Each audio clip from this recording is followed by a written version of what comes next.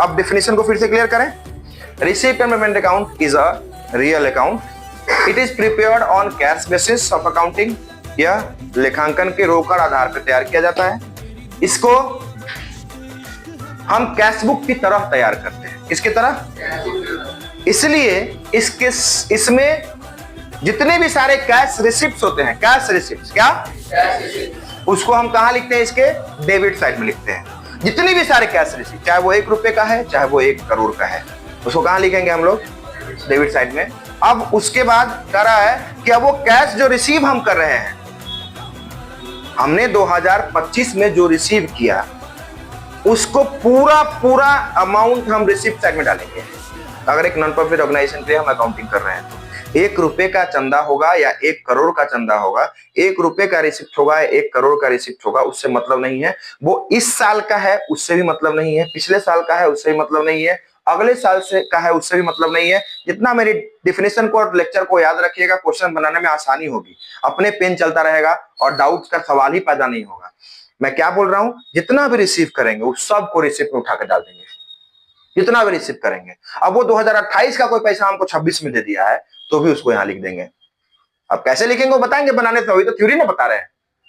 किस नाम से लिखेंगे, किस तरह से लिखेंगे, वो हम बताएंगे। 2024 का पैसा किसी के यहां बाकी था, वो लाके 26 में दिया, उसको भी लिखेंगे। बात समझ में आया? और 26 का तो लिखवे करेंगे। ठीक है, बात समझ में आ रहा है? If 26 is the current year, और करेंट ईयर में हम अकाउंटिंग कर रहे हैं, और पिछले 2 साल का पहले का या 5 साल पहले का, हम कहते हैं 10 साल पहले का पैसा भी अगर 26 में आया है तो उसको हम रिसिप्ट एंड पेमेंट अकाउंट के डेबिट साइड में लिख देंगे। मेरी बात समझ में आ रही है?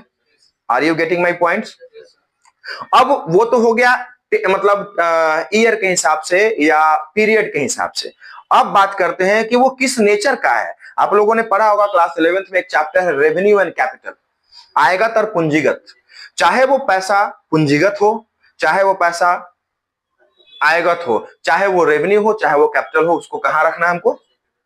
डेबिट साइड में। यहां जितना भी पैसा बिजनेस में हमने रिसीव किया है, उस सब नॉन प्रॉफिट ऑर्गेनाइजेशन में जो भी पैसा रिसीव हुआ है उसको यहां लिख देंगे। ठीक है, 2 करके आइटम्स को एक एक करके लिख देंगे। ठीक है, अब उसमें शर्त है, शर्त इतना स्मूथ है जिसको आराम से याद रख सकते हैं। पैसा रिसीव हुआ है, क्वेश्चन में लिखा रहेगा, उसको सीधा उठा के कहां डाल देना है? रिसिप्ट साइड में। अब उसमें भी नहीं देखना है कि वो किस साल का है, कब का है, ये सिर्फ ये देखना है कि वो इस साल रिसीव हुआ है कि नहीं। अब 25 का पैसा 25 में रिसीव हुआ, उसको 26 में नहीं लिखेंगे।